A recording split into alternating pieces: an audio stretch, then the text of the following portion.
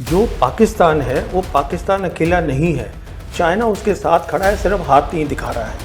वो तो पूरा चाइना सपोर्ट कर रहा है। तो मेरे हिसाब से आज चीन साउथ एशिया पे छा गया है, क्योंकि बेल्ट एंड रोड, वो तो सही है, वो तो सही नहीं तो देखिए ना, अगर वो छा गया है, उनका इस्लामिक पार्टनर इसमें पाकिस्तान है कि हम घुस के मारेंगे, घर में घुस के मारेंगे। You expose completely the limitations of the air force, जो आपकी मेन फोर्स है। आपने 2019 में की, आपने अब करी, तो अब आपके पास कहाँ जाएंगे आप सामान लेने के लिए?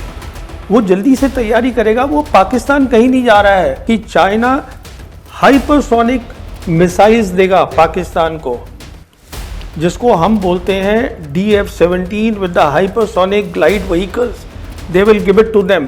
उसका हमारे पास कोई हल नहीं है, वो कमज़ोर नहीं है बिल्कुल, और ना वो इम्प्लोड हो रहा है, कुछ नहीं हो रहा है। अगर खतरा है तो आपको खतरा है कि पॉज का है कि अब दोनों को अपनी जो लिमिटेशंस है उसकी तैयारी करनी है। पाकिस्तान जल्दी से कर लेगा क्योंकि चीन उसको सब कुछ देगा।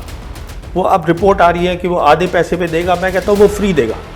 वो इसलिए कर रहा है ये सब कुछ। तो कह रहे हैं कि भाई पाकिस्तान अंदर से ही इम्प्लोड हो रहा है। वो नहीं हो रहा है। मैं यही आपसे अर्ज करना चाहता था। उन्होंने अपना डिफेंस बजट 20% बढ़ा दिया है, चीन उनके साथ है, पाकिस्तान कहीं नहीं जा रहा है। जहाँ तक पाकिस्तान का ताल्लुक है, उसकी प्रोफाइल दुनिया में बहुत बढ़ गई है इस 4 दिन के ऑपरेशन के बाद, और उसका कारण ये है कि दुनिया ने ये देखा है कि मिलिट्री कैपेबिलिटीज़ में पाकिस्तान जो है वो हिंदुस्तान का कॉम्पिटिटर है। वो कैसे? जो हिंदुस्तान पाकिस्तान की अगली लड़ाई होगी वो वहाँ पर चलेगी, वहाँ पे तय होगी मेरे हिसाब से। तो आप उसको नहीं बता पाए। दुनिया ने ये देखा है कि अगर आप वो नहीं समझा पाते हैं, दैट मीन्स पाकिस्तान जो है वो आपका कॉम्पिटिटर है। तो दुनिया देख रही होती है। अब हम अपना कुछ भी सोचते रहें, दुनिया देख रही है क्या हुआ है। दुनिया ने अपने नतीजे निकाल लिए हैं कि क्या हुआ है। और अच्छा देखिए, मैं आपको एक मज़ेदार बात बताऊं, ये एक बहुत इंपॉर्टेंट बात है।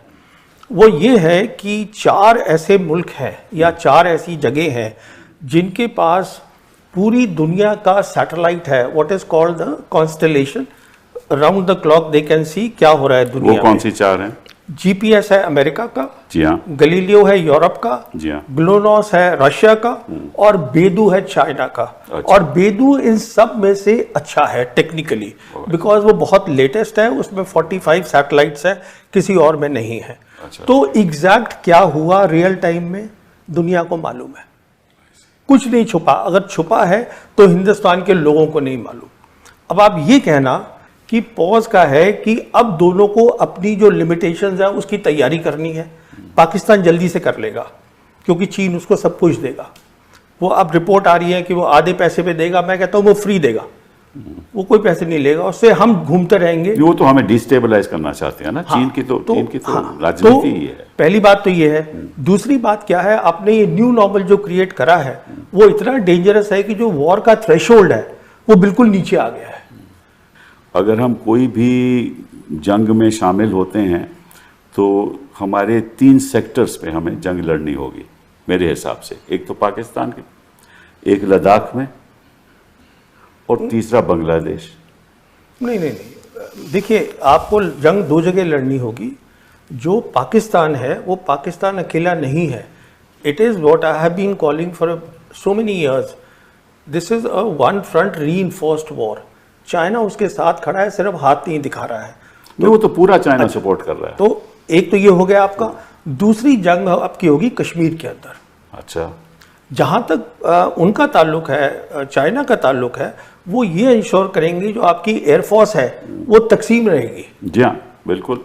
पर वो कुछ करेंगे नहीं, वो सिर्फ अपनी एक्टिविटी जो है वो बढ़ा देंगे, लड़ाई नहीं लड़ेंगे आपके साथ। वो आपको अपने लेवल का समझते ही नहीं है। और सब ये, इससे एक और बात निकली, अब पूरी जो दुनिया है, अब हम कह रहे हैं कि साहब हम हाइफनेट हो गए हैं, हिंदुस्तान पाकिस्तान। आप खुद ही तो करते रहते हैं सारा टाइम। जो जंग होती है, कन्वेंशनल कैपेबिलिटीज मैटर। 35 साल जब ये प्रॉब्लम शुरू हुई थी, ये प्रॉब्लम क्यों चलती रही है? क्योंकि हमारे पास कभी credible conventional war fighting capabilities थी ही नहीं। मिसाल के तौर पर चीन ईस्ट लद्दाख में बैठा है, हम क्या उसको बाहर फेंक सकते हैं? नहीं फेंक सकते।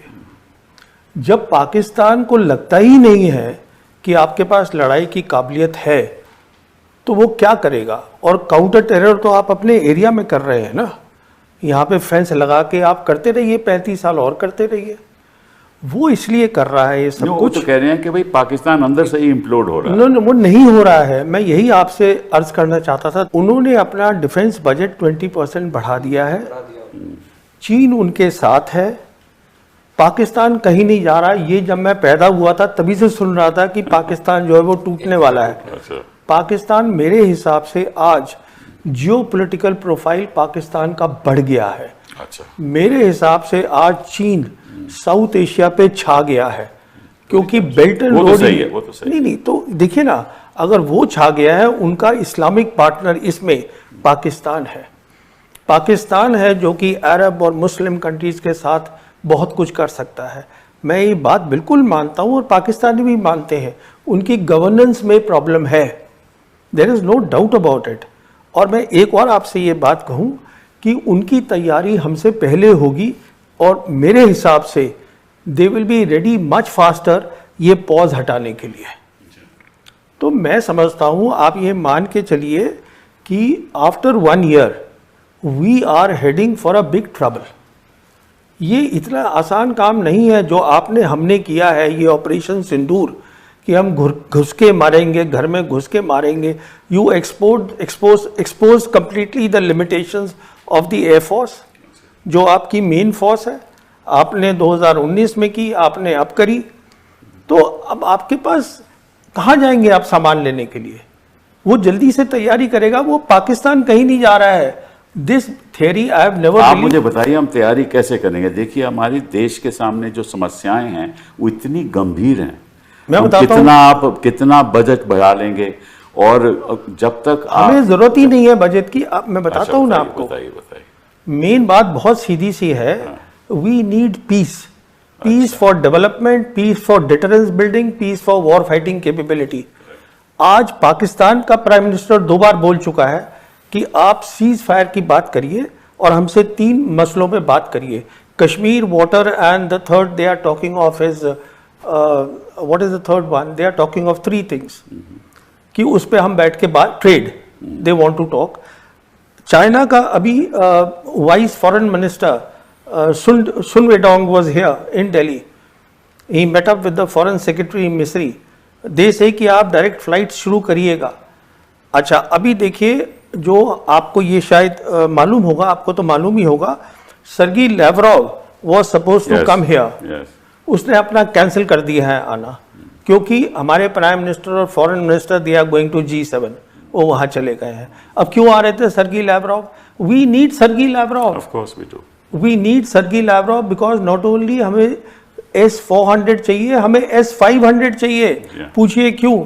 वो इसलिए चाहिए क्योंकि चाइना हाइपरसोनिक मिसाइल्स देगा पाकिस्तान को, जिसको हम बोलते हैं DF-17 with the hypersonic glide vehicles. They will give it to them. उसका हमारे पास कोई हल नहीं है। वो आप देख लीजिए क्या हो रहा है ईरान और इजराइल के बीच में। What I am saying is कि ये ना एक टेंडेंसी है टू से कि हमारा जो एडवर्सरी है वो हमसे कमज़ोर है, उसको अंडर एस्टिमेट करना। वो कमज़ोर नहीं है बिल्कुल, और ना वो इम्प्लोड हो रहा है, कुछ नहीं हो रहा है। अगर खतरा है तो आपको खतरा है। मैं आपसे पहले भी बात कर चुका हूँ, मैं तो ये भी मानने को तैयार नहीं था कि हम ऐसी कुछ हरकत करेंगे ऑपरेशन सिंदूर में कि we will actually cross their air space.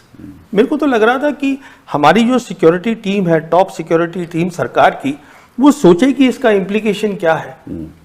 और मैंने आपसे बात भी की थी इसके बारे में कि ये नहीं होगा। तो मुझे खुद बहुत अजीब सा लगा कि आप ऐसे कैसे काम कर रहे हैं, रियलाइजिंग फुली वेल कि आप जो है you are playing their game.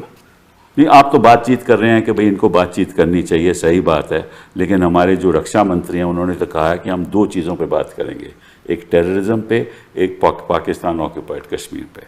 इन्हीं 2 चीज़ों पे बात करेंगे, उससे अलावा हम बात नहीं। आप मुझे ये बताइए, चीन के साथ अगर, एंड चाइना ने रेगुलरली कहा है आफ्टर 5 अगस्त 2019 that we support Pakistan security and, उसका मतलब है security and We sovereignty, know that. उसका मतलब बहुत सिंपल है। नहीं, मैं आपका POK जवाब ले सकते हैं क्या? मैं आपसे कह के इसीलिए जवाब दे रहा था कि जहां तक हमारा सवाल है, हम तो बातचीत करने के लिए तैयार ही नहीं है, हाँ, that- ठीक है ना। और मेरे हिसाब से, और मैं आपकी राय चाहता हूं, बिना बातचीत से आगे बात बढ़ेगी नहीं। we basically have a zero sum mentality, a colonial mentality, कि मुझे अगर जीतना है तो दूसरे को हारना है। इस पे चर्चा हो सकती है, क्योंकि आप कहते हो कि we have a huge market, we have a huge market where everybody wants to take advantage of us. No, no. और ये हो रहा है ना, आज के दिन जो नेगोशिएशन हो रही है, वो कहते हैं आप अपना एग्रीकल्चरल सेक्टर खोलिए। That मैं is with आपसे America. It's not so easy. It's not so No, easy no, to I agree. negotiate. I देखिए- would say it is even more difficult to negotiate yes. because if you see global trends, Yes. तो ये पूरी जो विश्व है वो दो भागों में बट रहा है।